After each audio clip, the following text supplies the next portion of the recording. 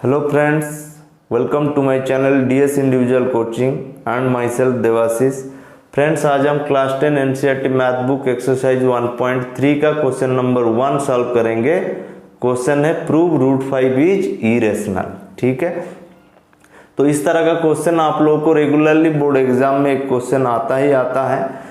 तो अगर root 5 irrational prove करना आपको आ जाएगा, तो अगर क्वेश्चन रूट 2 एक इरेशनल प्रूव करना है, रूट 3 को इरेशनल प्रूव करना है, तो इस तरह के क्वेश्चन भी आप लोग कर पाएंगे। ठीक है, बट आपको इनमें से जैसे कोई भी एक प्रूव आना चाहिए, चाहे रूट 2 को प्रूव करना आना चाहिए, रूट 3 को प्रूव करना आना चाहिए, या रूट 5 को प्रूव करना आना चाहिए। जैसे यहाँ पे आज हम प्रूव करेंगे कि रूट 5 इज इरेशनल। तो आप लोग देखिए मैं कैसे सॉल्व कर रहा हूं इसको, और आपको साथ में बताऊंगा कि अगर इस रूट 5 के प्लेस में रूट 2 होता, रूट 3 होता, तो कैसे लिखते इस चीज को। ठीक है, तो शुरू करते हैं। तो रूट 5 को इरेशनल प्रूव करने के लिए आपको कंसीडर करना होगा let root 5 is rational. Root 5 को इरेशनल प्रूव करने के लिए हमने पहले रूट 5 को रेशनल कंसीडर किए। अगर रूट 5 रेशनल है, सो वी कैन राइट कोई भी रेशनल नंबर। जैसे यहां पे मैं रूट 5 को रेशनल कंसीडर किया हूं, तो रेशनल को हम किस फॉर्म में लिख सकते हैं? a/b फॉर्म में, where b not equal to 0। ठीक है, ये चीज आप पहले से ही सीखे हैं कि कोई भी रेशनल नंबर को हम a/b फॉर्म में लिख पाएंगे, बट कंडीशन b 0 नहीं होना चाहिए। तो मैं रूट 5 को रेशनल कंसीडर किया था, तो इसलिए रूट 5 को a/b लिख दिया, और यहाँ पे b 0 नहीं है। और ये a b कौन है? And A, B are co-prime numbers। A, B are co-prime numbers। Co-prime numbers का मतलब ए बी का कॉमन फैक्टर ओनली 1 है, मतलब इन दोनों का कॉमन फैक्टर 1 के सिवा कोई नहीं है। सपोज एक एग्जांपल के तौर पर 3/5, 3 का फैक्टर 1 एंड 3 है, 5 का फैक्टर 1 एंड 5 है, जो कॉमन है वो है 1। तो इस तरह का नंबर है 3, 5 जैसा ये ए बी है। ठीक है, तो ये हमारा कंसिडरेशन था, हमने इसको कंसीडर किए। ठीक है, अब हम क्या करेंगे, ये जो एक्सप्रेशन हमारे पास है रूट 5 इक्वल टू a/b, दोनों साइड स्क्वायर कर लेंगे। रूट 5 का स्क्वायर 5, और इस साइड का स्क्वायर करूंगा तो a² आएगा। अब a स्क्वायर कितना हो जाएगा? 5b²।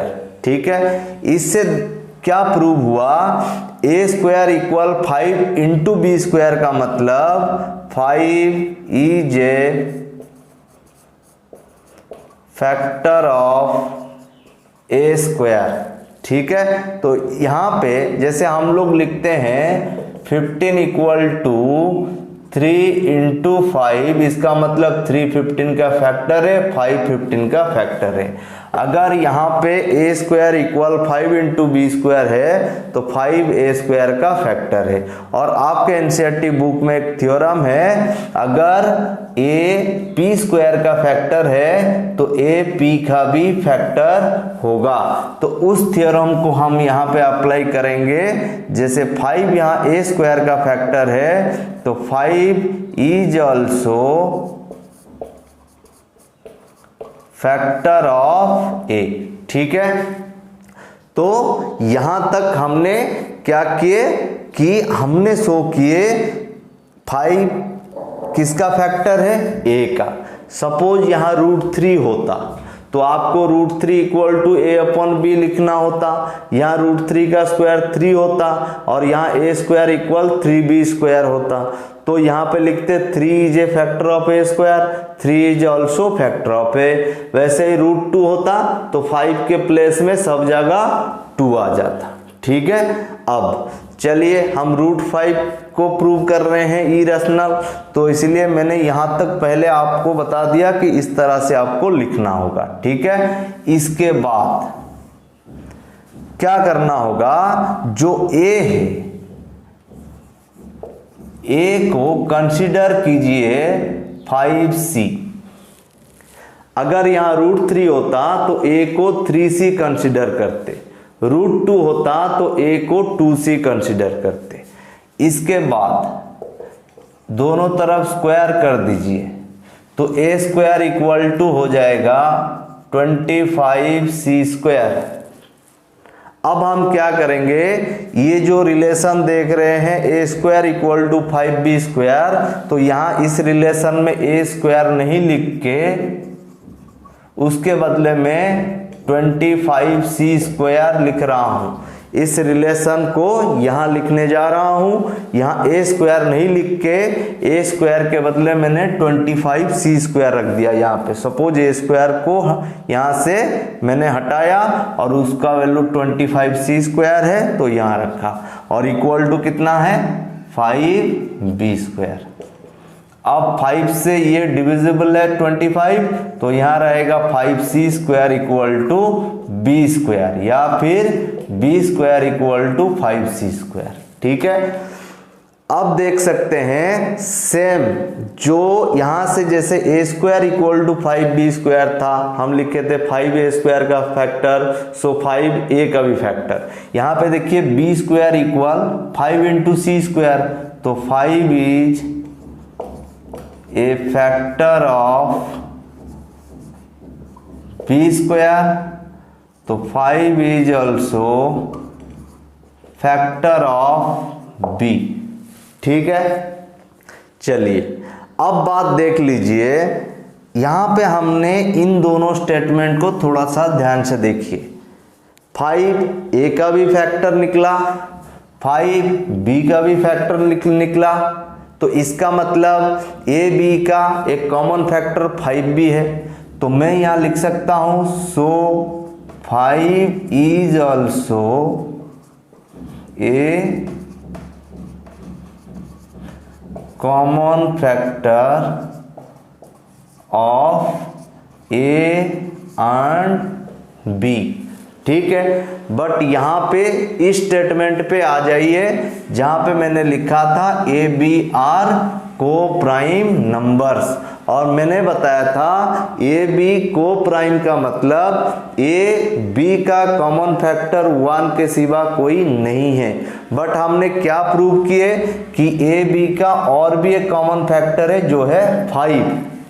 ठीक है, तो ये दोनों स्टेटमेंट, एक स्टेटमेंट ए और एक स्टेटमेंट ए, दोनों एक दूसरे का ऑपोजिट है, दोनों एक दूसरे के अगेंस्ट है। ठीक है, तो इस चीज को हम यहां पे स्टेटमेंट पे लिखेंगे। ठीक है, यही दोनों कॉन्ट्राडिक्टोरी स्टेटमेंट हमें प्रूव करेगा कि √5 इरेशनल है। ठीक है, तो अगर मैंने वहां स्टेटमेंट लिखा था कि 5 is also a common factor of a and b, ठीक है, तो मैं यहां लिख सकता हूं उस स्टेटमेंट के अगेंस्ट में कि this is a contradiction,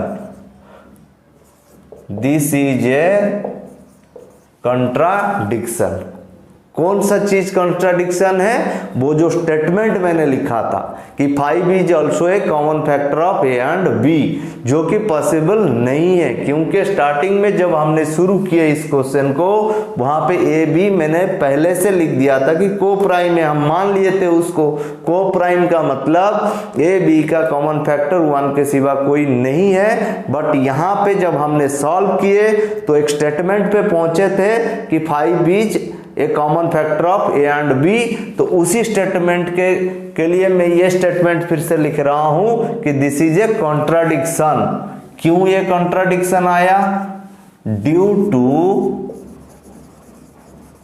assuming √5 is rational. ये जो कॉन्ट्राडिक्शन आया कि ए बी का कॉमन फैक्टर 1 के सिवा 5 भी है, तो ये कॉन्ट्राडिक्शन सिर्फ इसलिए आया क्योंकि स्टार्टिंग में हमने √5 को रेशनल मान लिए थे। ठीक है, तो यहां पे लिखेंगे अब हेंस √5 इज इरेशनल। अगर हम √5 को रेशनल नहीं माने होते तो ये जो दो अलग स्टेटमेंट कभी नहीं आता। ठीक है, अगर ए बी को प्राइम है तो उनका कॉमन फैक्टर ओनली 1 है, उसके सिवा कोई कॉमन फैक्टर नहीं होगा।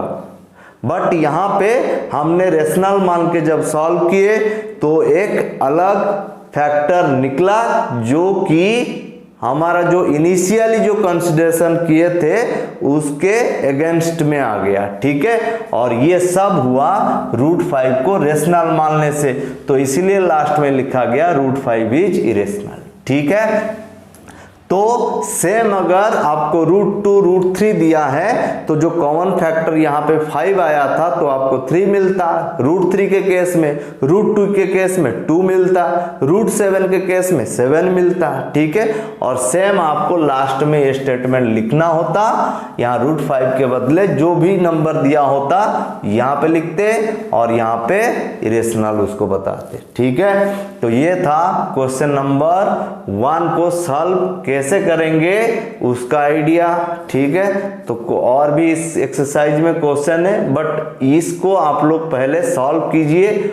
आप लोग √2 लेके सॉल्व कीजिए, √3 लेके सॉल्व कीजिए, √7 लेके सॉल्व कीजिए। ठीक है, इवन √p लेके भी सॉल्व कीजिए, सेम प्रोसेस है। जहां 5 देख रहे हैं वहां p यूज होगा। ठीक है, और उसके बाद आपको नेक्स्ट वीडियो में मैं बाकी क्वेश्चन की सॉल्यूशन बताऊंगा। तो आज के वीडियो में इतना ही। Thank you.